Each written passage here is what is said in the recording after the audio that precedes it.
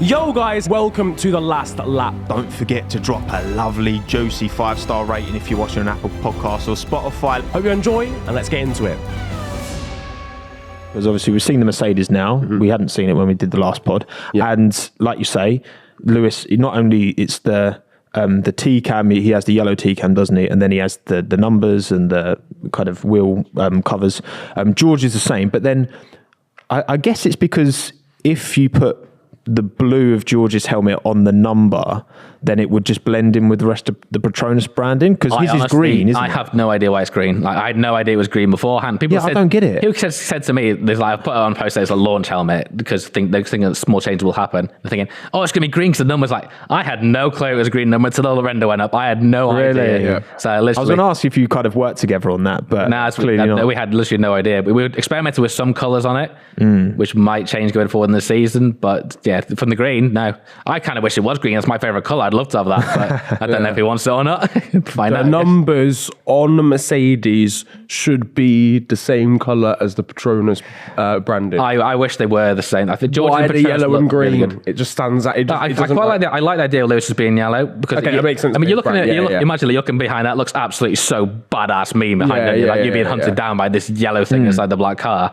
So George's, I think they had to be Petronas or blue. Yeah, that's what I mean. Like, I think the team Lewis made that choice. So. Yeah, Lewis is able to make that work because the helmet's yellow, and it all kind of ties in, and there's that. Makes sense. And it's clear. Like, you think, oh, okay, it makes, I think, Lewis probably the most discernible driver on the track now, because the base cars are all black, so it really pops, but then straight away you'll see the neon hits and you'll be like, oh well, that's clearly Lewis. Like, Crofty should have a easier time, I think. If he says, here comes Russell, and it's Lewis, there's no excuses now, Crofty. That'll just trigger everybody. There's no excuses now. But so what did we make of the car and the launch? Because again, you're as a livery designer as anyone else. You just specialize on helmets, but you've done car liveries in the past as well. What did you make of what Mercedes brought out? I really like the black. I kind of like the silver when it came out last year, but then when you see it on track, it just like it got drowned in like all the Petronas green and so much carbon on it. It literally just like a pale silver, so it didn't quite work. Especially when you see a few times when you just did a joke edit and make it black, it looked so good. Yeah. So when they dropped the black car there, it looked really, really, especially getting rid of the Ineos airbox. Oh. Thank God they got rid of the red off that. No offense, Ineos, if you're watching. But yeah, it just looks so much better on black. It just stood out so well. It just looks mean as well. Yeah. Like, I think, I remember them, they tweeted as well, I want to say like 3 or 4 days before, and it was just like an old picture of the black Mercedes from a couple of years ago, like, the silver arrow looking good. Admin was trolling so hard on everyone that. was like, hang on a second, it seems a little bit of a, but then they, like, the next day they posted a silver arrows one, and I was like, I just want it to be black again. But I think it looks sensational. I think this is the best version of the black Mercedes, personally. I really like the thing that triggers me is the Petronas position. I know why it's there, like how it is, because the extreme curve on the side pod. Because true. It's almost like in no man's land. I'm like thinking, can we just move like nudge to there or put the icon on it? But that makes me think that you might see some changes on it. I guess that's where it's, as much as it's, there's challenges designing for something that doesn't have a flat surface, and you've got that with a helmet, but it is a standardized shape regardless of the brand. Whereas I guess, if you're designing a livery for a car, I mean, especially with the Mercedes kind of, we're not calling them 0 pods, it's 0.5 pods. Half a pod, yeah. Like, it's very, you can, and they've got the big, like, shoulders to the car, like, coming down the back of the halo as well. So what it is, basically, if you looked at the top of the Ferrari, how it's like scalloped like that, imagine taking that and rotating at 45 degrees. That's essentially what they've gone for. So it makes that extreme curve to put any sort of logo just be so deformed. Yeah. I think they saw it like 2 years ago on the W12, I think, the Petronas logo from the side. It looked kind of like it was bent like that, so I can see why they moved it back. But that's the only thing that kind of triggered me on this. Thinking it just needs to be there, but I can see why it's not. Will it be as quick as it looks, though? That's the question. We'll find out. I'm hoping that we have a 3-way fight, to be honest. Just as at least a 3-way fight, if we just have more cars involved. Do you find yourself, like, are you able to really get into the competitiveness and have, like, strong feelings about the sport, or are you just so focused on the design element? You back your driver. It's like football, you back your team, don't you? Yeah. Drivers. Whoever you Wait, what if, like, Lando and George and Alex are scrapping on track? And they'll take each other out in a massive stunt, and we just turn Instagram off for a week and then come back later and smoke something later. All your drivers beefing in the group chat. You can't have that. Actually, now you've got 2 more as well, so there's even more potential. Well, because you got Oscar and Lando. Yeah, so we've got McLaren drivers as well. 2 in Williams and 2 in McLaren. So watch them like shunt each other. Now got put together. Don't have a group team meeting with do a them. couple of like social graphics, just like an impact in the middle of the 2 helmets like that, and see how many hits it gets. And then obviously, do that. Well, it's someone you don't have a driver for yet. Maybe one day. Alpine. Ocon and Gasly launched their car as well, the final launch of the season. Indeed. It's kind of the same. They're doing the special pink livery again. The pink looks really good. Yeah, we love a BW T-mobile. Yeah. I'm a big fan. But especially with obviously, too much carbon on the cars. Like I think regardless, both versions of the Alpine, they're bright enough. There's enough pink on there. It's one of those you feel sorry for the livery designer because obviously they're constrained by the performance department because we have to shift weight in this key area and design around it. So you're always going to have that thing to work around with. It's kind of different. It's like the sponsor band on this being red. It's just something that you have to exist with, and you might change it in the future if you don't like it or not. But it's what the team want, and they just designed to sit around there. I can see why so many people are angry about it, all the carbon everywhere, because it kind of does take away a lot of the team's identity in certain places. Yeah. So the McLaren is more carbon, but I think the McLaren works, to be honest. I quite like the McLaren. Yeah, because the fact the rear wing of the McLaren actually has more papaya than last year. Yeah. So I think they've just kind of maybe moved it around a bit. I was going to say orange again, but you can't say that, can you? No, I got told off. It's got to be papaya. Yeah, Did you get the dressing down? But yeah, I just think it's one of them that I think Alpine are at the weight limit. They've said they are, and that they can add ballast to kind of shift that. At Portman, they always say weight target, which you guarantee is always like a few kilos less in case they add bulk on. Like when Williams changed that concept last year, even though it made the car faster, it made like way heavier. Yeah. So it's that they always have to have that balance if when they add in new components, or if anything like say fails in testing, they have to reinforce it, and they have that buffer in there. Yeah. It's just always that. I think on a livery design, there's far more considerations than it is actually on the helmet. Yeah. I feel a lot more sorry for when they've got like this logo's gonna be here on the exact background. They can't go around this curve because of the flow or how it's assembled and that. There's more considerations than that. Or half the car's going to be naked because we are fat and heavy. We need to make it lighter. Yeah, because you had when BWC came in, I mean, that Alpine livery in 2021 was gorgeous. It's pure fire, wasn't it? It was so nice. But then they had, last year, they had the red map free, but then they had the pink. Yeah, I think of red and blue. I was like, oh, it's too much. It's one of those like from a distance you can see past it. It's more like when you first see all the render shots, you're instantly drawn to like everything on it. Yeah. But by the end of the year, you'll see the car and try to think, oh, it looks really nice with the blue and pink. I quite like the blue and pink from the start. It was just literally like that piece of red like triggers. Do you remember when Alpine turned up with some green on? The Castrol, that was nasty. That was terrible. That was they terrible. took a beautiful thing and they should have gone full Castrol for that. They should have gone white car, green and red. Yeah, like the rally car. That would have been phenomenal. That would have been really, really. You got Go goal branding. Sean, please, for God's sake, make this happen in the design department. Sean Bull, shout out. Sean, a ball. What? The Alpine launch was at the Alpine launch was at Printworks. I'm surprised you and Aaron I was going to say, I felt left out. Do you not I was there in the corner with the egg bomb, like, you show that car off.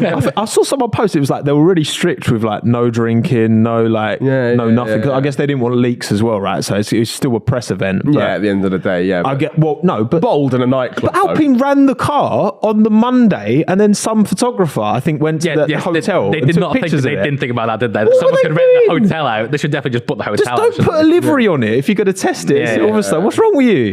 So they're just like Alpine just pretending that there's no leaks, and then every single post the top comment is just the leaked high res photos as well. HD 4K. And the to be person fair, left you've their got to have watermark some on sort of leak to give us something to bite on, haven't you? Yeah, but that wasn't a leak.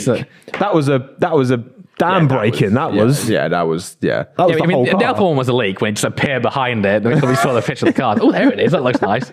I like a leak when there's an air of it might not be real. Yes, exactly. When it's so low resolution. Exactly. Or like it's just like half pixelated that it's like, oh man, someone might have made that. Yeah. But equally it might have just been taken from like 3 miles away. Sort of vibe. That's the best. That's a proper. One. That's a leak. That's a proper leak. That's by definition a leak. It's just a small little. Taken on like a telescope or something. Exactly. You got that gem, and then you see the quotes where you go bang. Then hit a banger, then don't they? Yeah, exactly. Of all the helmets you've done, what do you think's gone down the best amongst the community? Because you're pretty active on socials for as far as standard or special. If we went by likes, it's always hard to go by likes because you can geo target a lot of them if you want to as well. Like if I wanted to get a load of hits from Mexico, I can just promote checkers purely in Mexico, and you guarantee it's going to get blah blah blah. Yeah. But like I think the most popular one we had was, I think because it was at the hype at the time and the algorithm was well and truly in like more posters' favors when George did the Mert drive. In 2020, that one popped off like really heavily like that. That was I think that's the most light one we got. Aside from like a concept car livery we've done. But I think after that, Miami probably was definitely, that went down like extremely well. It's been on Twitter, which is going everywhere. It's such a simple, good. Like, did Lando come to you with that idea? Yeah, it's him and his team that they came up with the main idea for it. Because initially it would start off being like about a jersey, like a Miami Heat style jersey, and played around with that. Yeah. And then we went to the basketball thing. We were kind of always like changing the colors of it. And then Ash and Jason on the team just say, should we just make a genuine basketball and stick Lando on the back instead of Wilson? No, try it. And it just slapped. It just worked so well. Yeah. Just keeping it simple just worked. And just that is the thing. It is simple and like on the face of it, but it just like it stands out so well against the it's just, it was just so obvious what it was. And then to be fair, they did it so well in the fact that you can promo it so easily as well. Yeah, exactly. Let's just go to the basketball stage, throw the thing around. You've got absolutely great content all the time. I've got to say, and it's not simple, but I absolutely love what you've done with Checo's helmet this year. Like, is Checo really involved in the process? Does he? He's the one that's probably like, we're quite lucky that most of the times with the drivers, we can get like one-to-one with him on like WhatsApp or stuff like that. Okay. By the team. But Checo's is the one where we had the least contact with him. But to be fair, his sister and his manager are always really on the ball with it. Okay. Yeah. Like we did 2 helmets this week we got signed off, which is quite quick and done. But yeah, I like his helmet a lot compared to last year, because last year he went to that normal Red Bull yellow, which I just thought it just looked so much blander than the fluoro, and then this year brought it back. The only thing that like grabs it this year is obviously you have to work around the permanent colours for Clara and Telcel for the standard helmet. Yes. Which kind of diminished a bit of the yellow on that, but because luckily Max's is so different in that aspect anyway, it doesn't look too similar. Whilst last year from a distance, they did look very similar in the car. It was quite They did. Yeah, you're right. Yeah, because Checo brings quite a lot of personal sponsors, doesn't he? He has the most on the lid, like by far. Really? That's what, yes. Claro, Telcel, Benorte, Red Bull sponsors, Cavac's down there. It's a lot to get in. Yeah, that's the thing. It's tough to like make, when you've got so many logos, to make each one pop. Exactly. Enough and not just all blend into each other. Not forming from there, because like obviously then you've also got the Red Bull that takes up like 60% of the side on the side anyway, and a few of their parts. Look at the buy bit's quite small, but check against the front of the helmet as well. So it's just fitting it all in. It's always a bit of a compromise. I mean, Red Bull they're quite good. They're a lot better than they used to be back in the day, where they were really strict on color schemes, especially for the juniors. It's like they've almost like mellowed a bit now, where you get a bit more flexibility in that. And to be fair, they get a lot of stick for every helmet's a Red Bull. Fundamentally, yeah, it is a giant Red Bull logo. You looked at it from the side, but when you consider like what they put into a lot of drivers' careers, it's like you take the hit on that. They're kind of justified, aren't they? Yeah. I mean, we got good flexibility last year. A few special, like the Austria one being mainly red. Yeah. Like Max and the Spa one being bright orange and chrome orange, stuff like that. So they do allow for the special ones. Yeah, exactly. It's just not as frequent, and there's not as much freedom as you would get to say to someone that's not in the Red Bull program. Yeah, there's just that stipulation that the side has to have just boom. Exactly. Yeah. About 11 of those running around in F2 this year. Oh, that's the car is the problem. That is the one problem I have with F2. Try and spot the driver. Good luck. Yes. Oh yeah. I feel so sorry. Alex Jacobs is going to go mental. How's he going to pick all that out? Well, they're all Red Bull cars, but they've all got slightly different sponsors. So if you don't know that, in Formula 2, you've got tons of drivers. Is it actually 11? It's not 11. I think it's 6 or 7 though. It's a lot. Like There's a lot of Red Bull drivers, so you're going to see probably a lot of Red Bull liveries. Fittipaldi's will be the easiest. Iwasa. Fittipaldi's got bright yellow pods, so you'll spot him.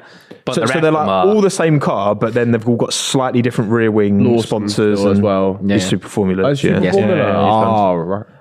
bit of flexibility on his lid this year. His lid looks very nice. You'll like that one because it's your brand I haven't colours. seen that. Oh, is it? It's your brand colours. I'll send the invoice, Liam, in the post.